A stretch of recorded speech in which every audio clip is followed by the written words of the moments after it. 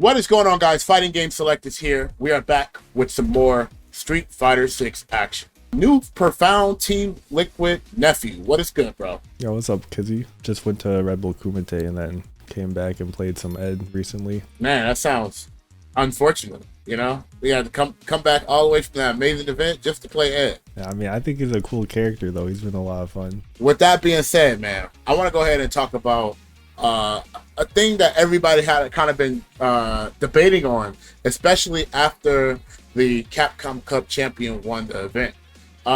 You know, why should you use a leverless controller? Yeah, so I switched to leverless controllers back in Street Fighter 5 because I think the advantages were like really big in Street Fighter 5 with being able to dash really quickly. But I think in this game the advantages are less than they were in the previous game, so like it's definitely possible to do well on pad and stick. I think the main thing is that most leverless controllers are the ones with like the extra buttons. There's not really many sticks people have with like the extra thumb buttons on the right hand.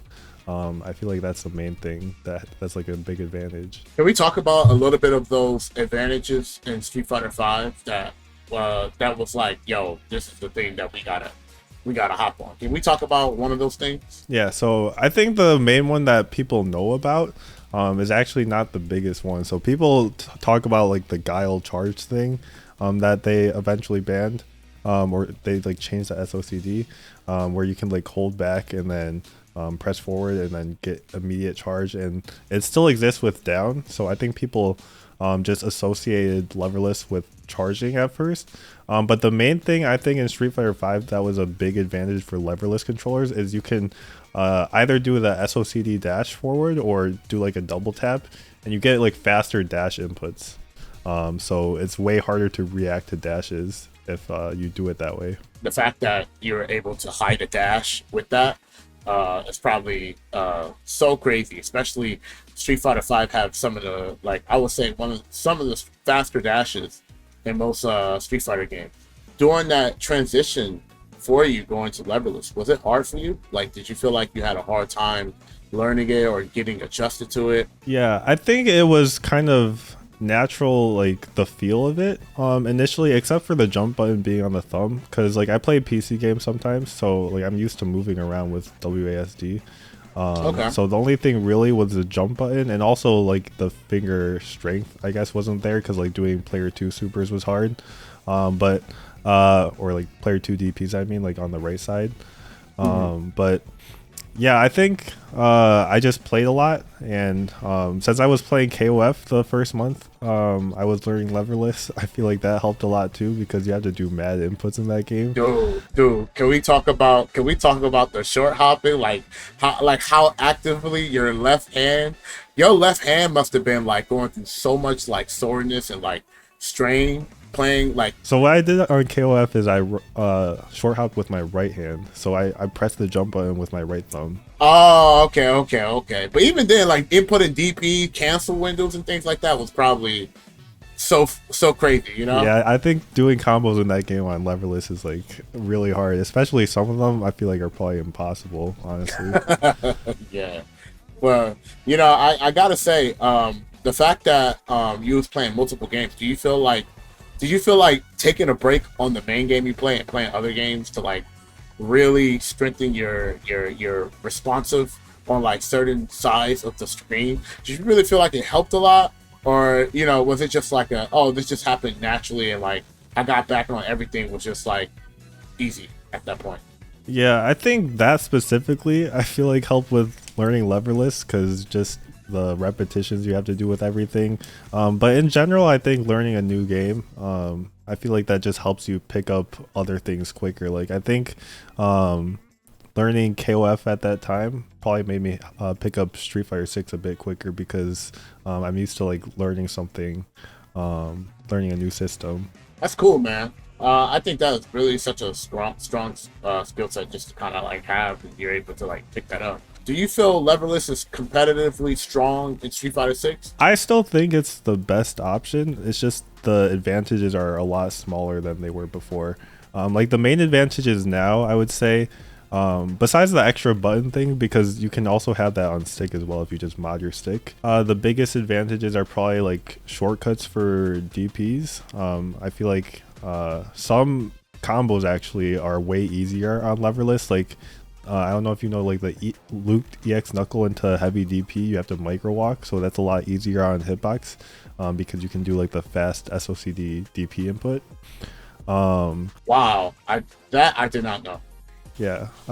So for Luke especially, I think Leverless is a lot better, unless you can just do that consistently. Like Meta can just do that consistently on pad, which is crazy. I think the main advantage for Leverless for me is the movement. Like being able to go back from left and right so fast compared to stick and pad. I think pad is a bit different because you're just using your thumb most of the time, so that honestly is pretty fast too. But going from left to right on stick is way slower than just pressing two buttons, right?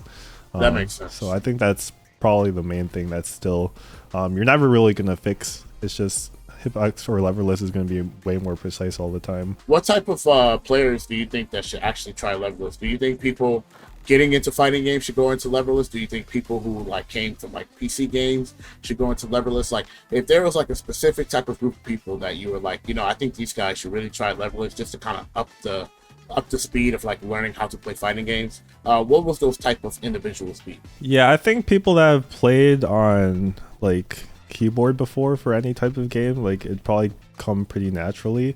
If you've only played on console, maybe like pad is probably better.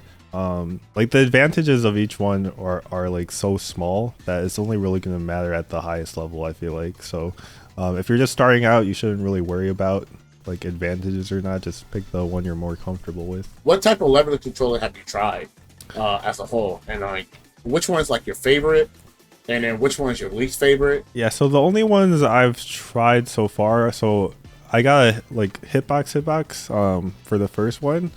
Hitbox. Yeah, like the hitbox brand one. The hit is a box, huh? Yeah, because people just say hitbox for Leverless controllers in general, so you got that's fact. Yeah, clarify on that one. Yeah.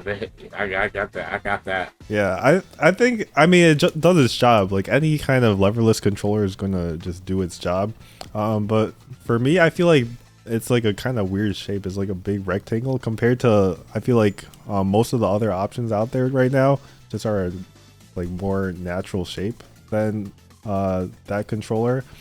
And they don't have like extra buttons built in, which is the main thing.